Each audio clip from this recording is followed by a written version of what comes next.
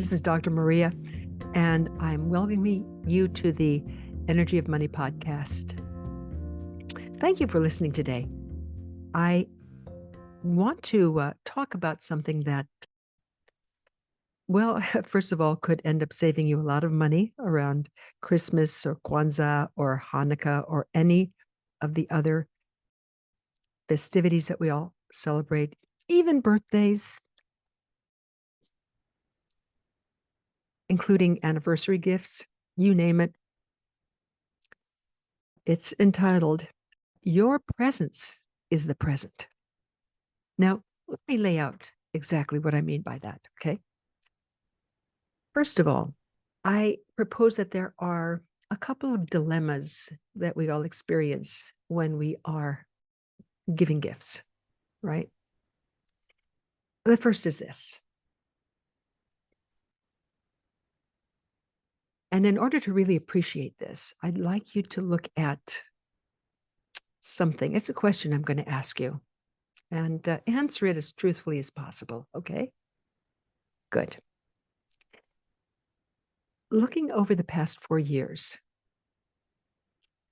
do you honestly remember the presents you were given on various occasions? Think about it. Even on your birthday or during any festivities during the year, especially this time of year, do you remember what people gave you? Now, even if you do remember, does this memory warm your heart at all? Does it give you an experience of, yes, that was just great? Chances are your answer to both questions would be no. Okay? So look, I'm going to propose 2 dilemmas that we have in gift giving and give you a solution. How's that? Dilemma number 1. It always occurred for me when I was a child, and it kind of evolved into the future as I grew up. And even, I would say, over the past 15 years. But when I was a kid, I remember one day there were all these presents under the tree on Christmas morning. Okay. And I must have been, 8 years old. And my sister Lisa was about 6. So here we are. We go downstairs Christmas morning and we see these presents. We tear into those presents. Now, mind you, our parents aren't awake yet. We tear into those presents. We open them all up. I mean, there was wrapping paper all over the place, We looked at all the presents and they were great. But after opening the presents, something interesting occurred. We kind of lost interest. Yeah, there were 1 or 2 that we liked, but we kind of lost interest. And I remember going into the kitchen of our home and wanting to do something special for my parents. So here we were,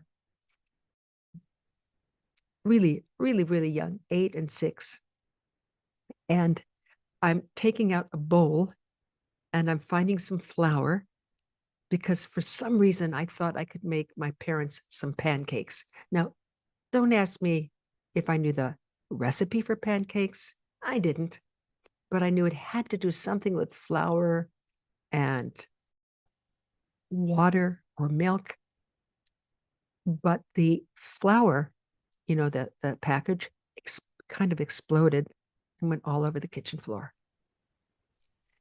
And Mom and Dad come down, and first they view the travesty of all the presents that were opened under the tree. They come into the kitchen. They see me and my sister sitting on the floor, looking up at them, flour all over the place, me trying to stir it with some water. And They got angry. Now, listen, that's how parents would react. We spent all this money on you and we got these presents and we're going to hide them away from you for a while. And of course, my sister and I were so, you know, and my mom relented. She said, okay, we're going to give you each 2 presents to play with for the next couple of weeks. Then we'll give you more and more and more. Now, for an 8-year-old, 2 weeks can be translated into 2 years, right? But there we were playing with our presents. Now, fast forward many, many years. And of course, now I don't tear open presents and leave a cloud of flour on the kitchen floor. But there's something that does happen. If I personally think over the past 4 years, like 4 years ago, what people gave me on Hanukkah and on Christmas, I'm hard pressed to remember.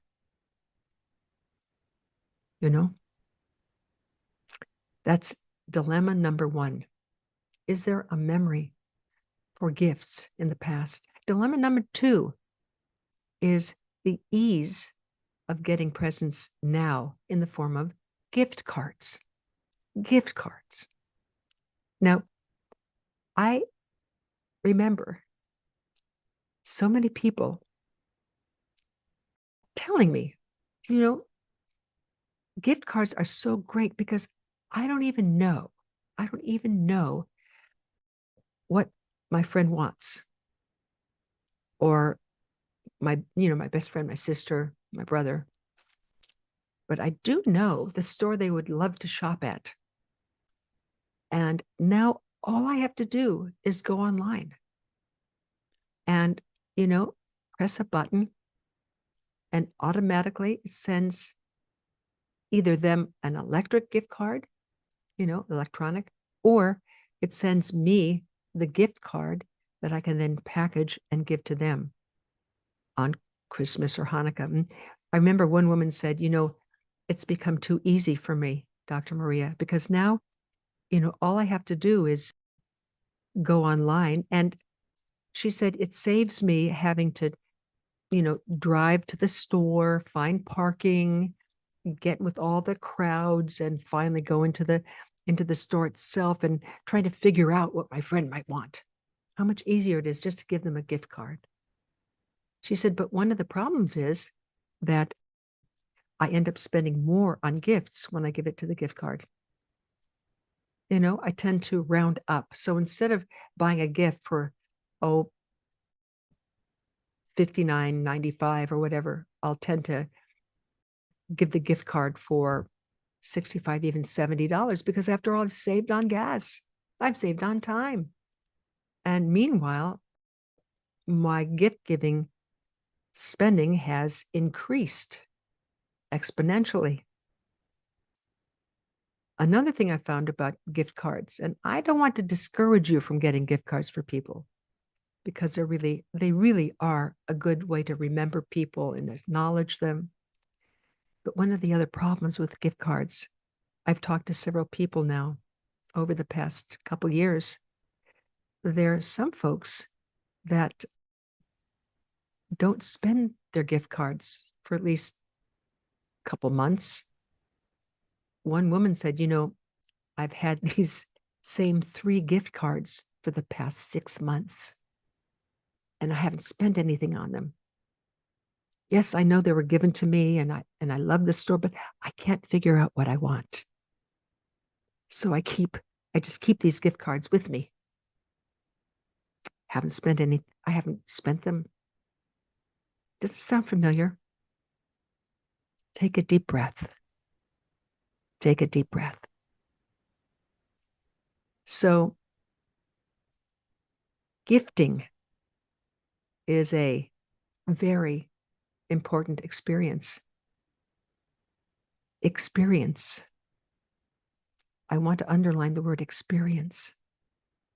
Because you see, what we remember at any one given time are not necessarily the presents we got from someone.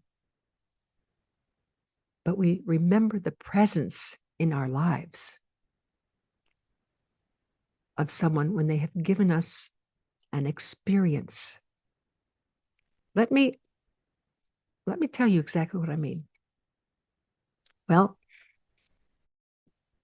I remember one guy saying to me, Dr. Maria, you're absolutely right. I can remember as far back as when I was 14 years old. And instead of giving me a birthday present, my dad took me out deep sea fishing for the first time. It was just me and him, just the two of us. He decided that the best gift he could give me was to spend time with me doing something fun. He said, I remember it to this day. We went, it was Santa Monica. We went boating off a place called Paradise Pier. He said, I don't even know if it's there anymore. But I remember going out on the boat and catching some fish. It was amazing. And we went back and he taught me to actually clean the fish. Now, he said the first time it was so hard. But I realized that if I actually caught these fish, it was my responsibility to clean them and eat them. And that's exactly what I did. And he said, I remember to this day being with my dad. Many years have passed. My dad is no longer with us, but I have this memory, and it's like a little jewel I keep in my heart. So the question is this: what do people really remember? Now, I'm not against gift giving, please, but I ask you to consider something that might augment the gifts you might give, or even take the place of some gifts. And this is how it could look. I remember a woman by the name of Bonnie talking to me about something she did a couple of years ago that she thought would make a difference, and it really did. She said it was her sweetheart, and she wanted to figure out what he would really love. So she did a couple things. She got a box, and in this box, she had a bunch of this confetti wrapping paper stuff. And she put these envelopes in the box. And each envelope, she said I had about 5 of them. Each envelope was a promise of something that we could do together that he would love, not me. Because she said, he's always going to the movies I want, and he loves to do things for me, but this is things I could really do for him that he would love. And so I put little events, One was having to do with watching the Super Bowl. Now, year after year, I must confess that I have not watched the Super Bowl with him. Sometimes he'll watch it with 1 or 2 friends. Sometimes he'll watch it alone. And I'll go off with my girlfriends and we'll play cards until after, and then we'll come back. But this year, I said on this card, this is good for watching a Super Bowl game with me, along with food that you would love to eat. And I saw the look on his eyes when he opened that one. And there were similar cards having to do with doing things that he would love to do. And I remember that year, when he cashed in on those cards, so to speak. It was one of the happiest years we could spend together. And she said, and, to tell you the truth, now this woman was, I think, 60, 65 years old, and her husband had passed away about 18 months before. She said, when I remembered all these things that I did about 3 years ago, because he died quite suddenly, it was one of the happiest years we'd ever had. I had done something for him, and I was present.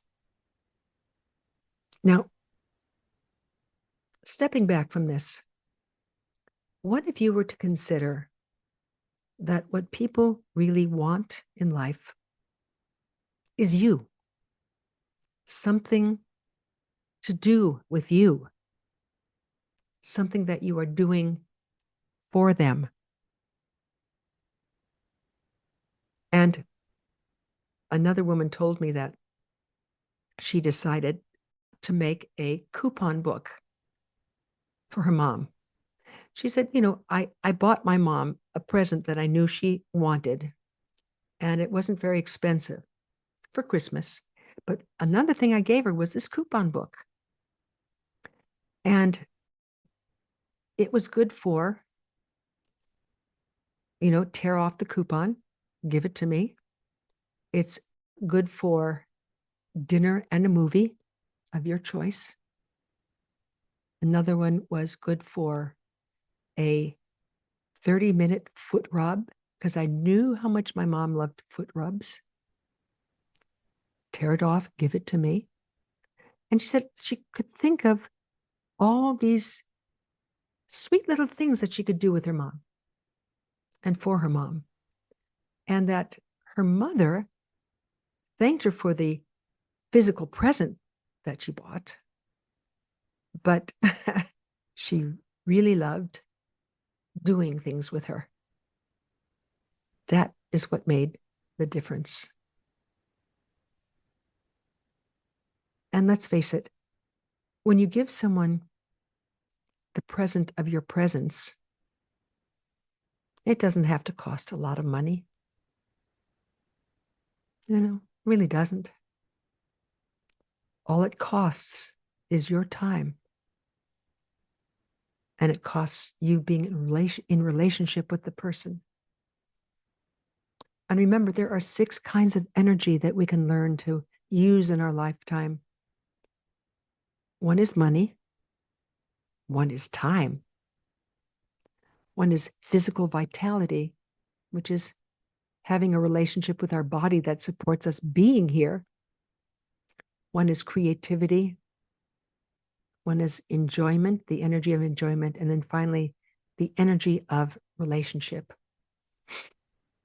And I think when you give the present of your presence, when you think of an experience that would warm their heart or nurture their spirit, give a smile to their eyes, and maybe live in their hearts for a long time. Isn't that really what you want for people? The people that you love. All it costs you is maybe a little time thinking about what it is. Maybe the energy of creativity, thinking about what would they like. The energy of relationship, because it means that you are going to be with them when they experience it.